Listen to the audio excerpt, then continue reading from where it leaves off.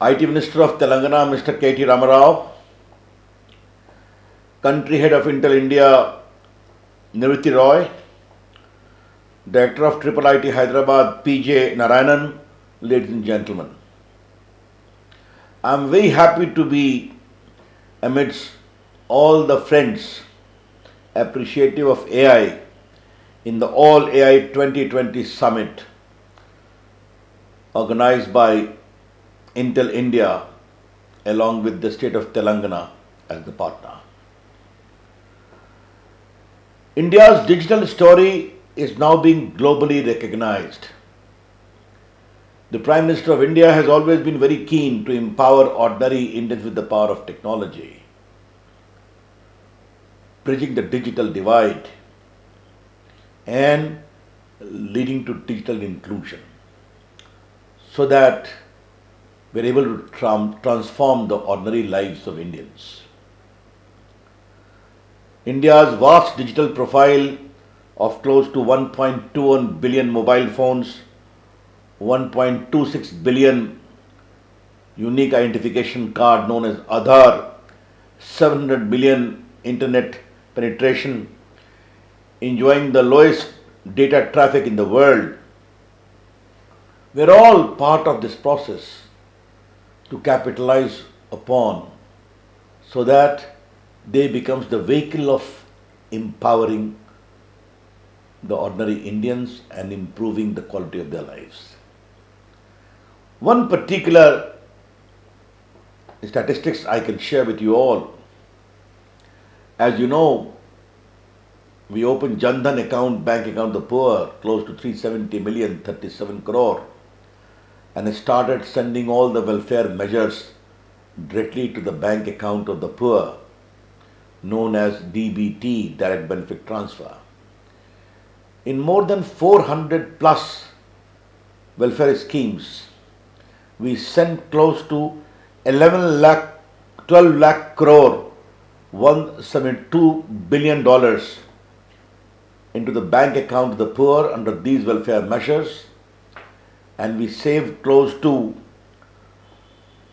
1.70 lakh crore, that is approximately 23 billion US dollars, which used to be pocketed by middlemen and fictitious claimants. Our approach was to reinforce the ecosystem of public digital architecture, be it the GSTN platform, be it the Aadhaar architecture backed by a proper parliamentary law with due regard to privacy, be it the Ayushman Bharat initiative to give quality health care to millions of Indians all across through a digital profile, GSTN, UPI, India's sterling performance in digital payment, all are basically public platforms. And quite conscious of this reasonably satisfactory development of India's digital ecosystem, our graduation to a robust application of AI was quite natural. Our Prime Minister was very clear that we must use artificial intelligence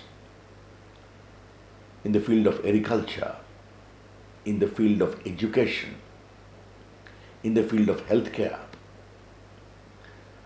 And therefore, all the departments were directed by him to formulate strategies in that direction.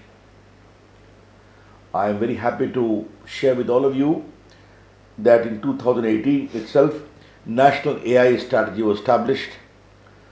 We have established Center of Excellence in Data Analytics, and in collaboration with IT industries, we have also set up Centers of Excellence in Bengaluru, Gandhinagar, Gurugram, Vizag, where so far 113 startups have been incubated and 29 intellectual properties have been created. Future skill online capacity, then National Artificial Intelligence Portal, and other initiatives are being taken by my department.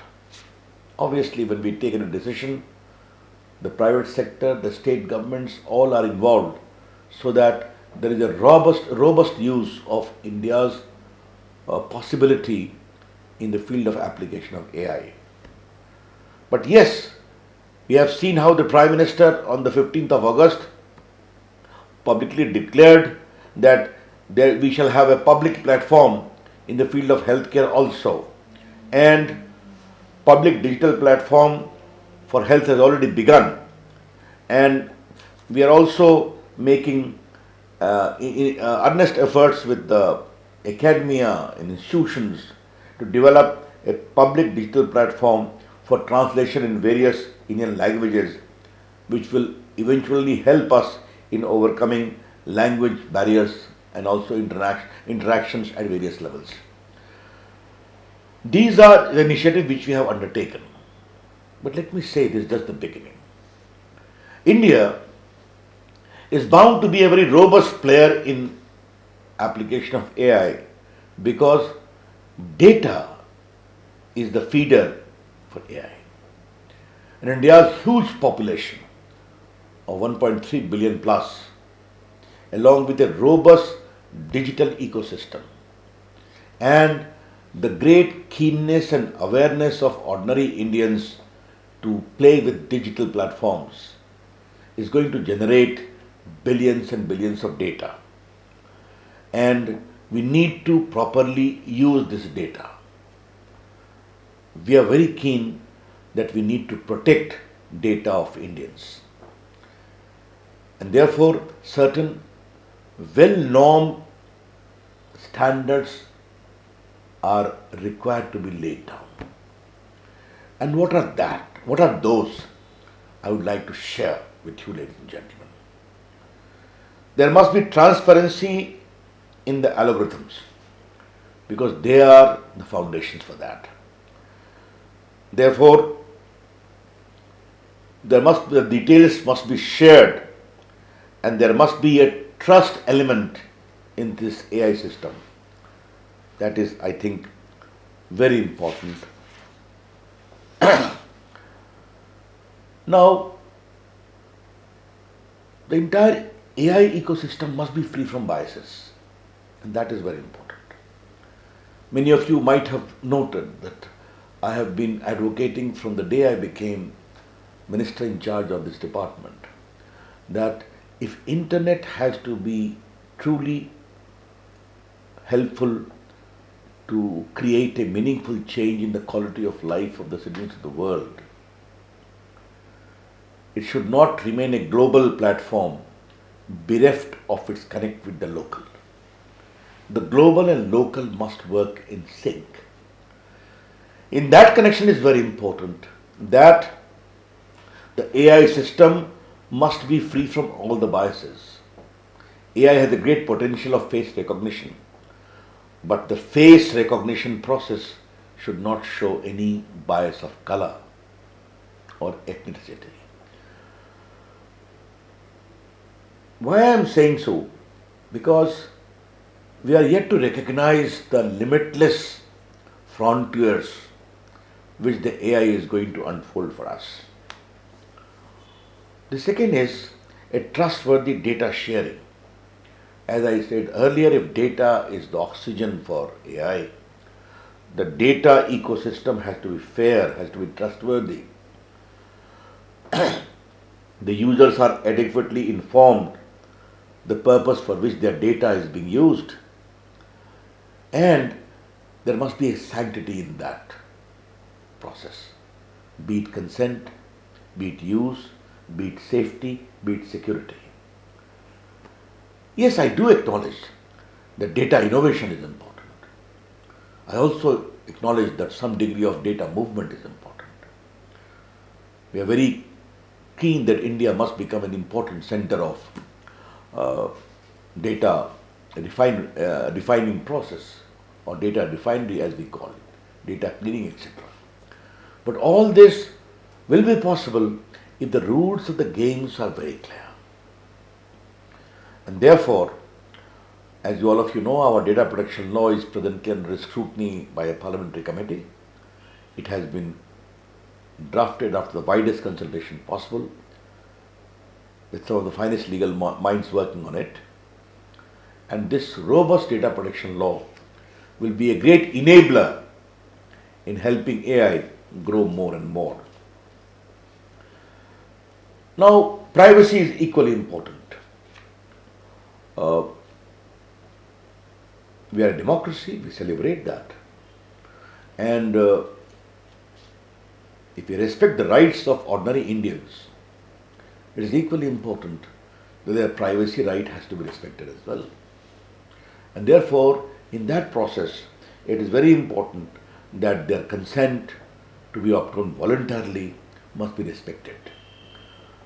These are some of the larger parameters of basic standards which we recommend needs to be maintained if a robust data process is available for promotion of AI.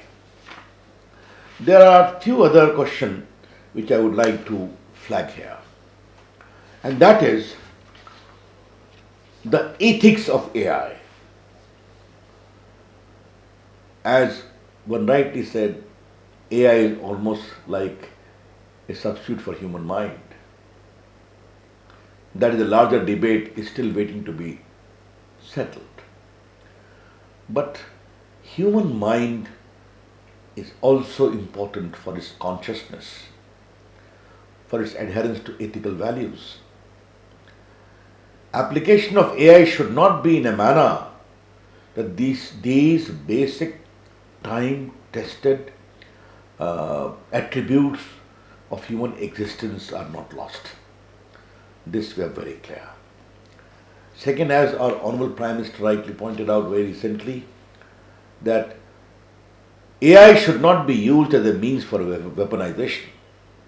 That will be a sad day, because there is enough tension in the world already. But if digital instrument is being used for improving the quality of life of the people of the world, it obviously means that AI should not be used for weaponization at all. That we will firmly oppose. How we use AI for social empowerment?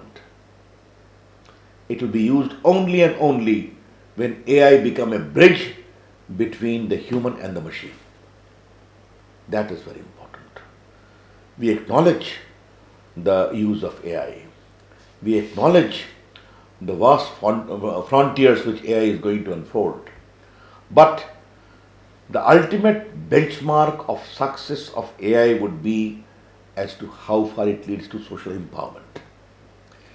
And as I have been advocating in the case of Digital India will never succeed unless and until we create a situation where Digital India leads to digital inclusion, where the ordinary people feels the impact of its worth. And this inclusion must be achieved through technology which is homegrown and also inclusive in character, developmental in character. I have not the slightest doubt that the same principle will have to be applied to AI too. And therefore, be it serious issues of health diagnostic, or empowering the ordinary farmers as to how to grow more, or giving the benefit of education to the marginalized or one who are poor or underprivileged. These are some of the frontiers we see where AI should work to enable improvement. As I had said in some of the other interactions, my view is very clear. Those individual or corporates, entrepreneurs or innovators who are working with the business of AI will have no issue if they create more, they serve more, they deliver more and earn more. But the real benchmark of success in our very considered view would be only and only when their effort brings a smile on the faces of ordinary people. That should be the real benchmark of AI. Yes, there are apprehensions that AI will displace a lot of jobs. It is important to convey in unmistakable terms the impression that if some jobs will go, more and more will be created. AI may displace existing jobs, but AI would multiply more and more jobs once the entire ecosystem unfolds, as has been the case of the entire digital ecosystem. I think this is very important to be appreciated. Lastly, I would repeat the way the boundaries of AI is proliferating in India or in the world, we are going to witness its limitless possibility and potential. We need to be aware of the challenges within. Let me give you a very interesting example which always confronts me. The application of AI excites me as an IT minister. Say, the driverless car. But it also concerns me as the law minister that if a driverless car causes an accident, who is accountable? Who is responsible? The driverless car or the owner of the car, who is not in the car at all? These are some of the challenges which will have to be responded to when this journey of this great new intellectual invention of human mind unfolds itself in full detail. I am very happy to note that the government of Telangana, IIT Hyderabad and Intel India have taken initiative to promote AI by setting up Applied AI Research Initiative anchored at IIT Hyderabad. I compliment this initiative. I only hope that this will bring in multiple relevant institutional help to unfold new dimensions of the application of AI in solving our problems of smart mobility, of quality healthcare, of capacity building, etc., etc. I wish my greetings to this initiative. Let me conclude by entertaining a fervent hope. The interaction in this great AI summit would become really meaningful if the result of this elaborate interaction, which I notice in the coming days, would be helpful to concretize the frontiers of AI in a more meaningful manner, which is useful for the government, for the private sector, and most important, for ordinary people. That's how I see the application of AI. Thank you. My greetings once again. Jai Hind.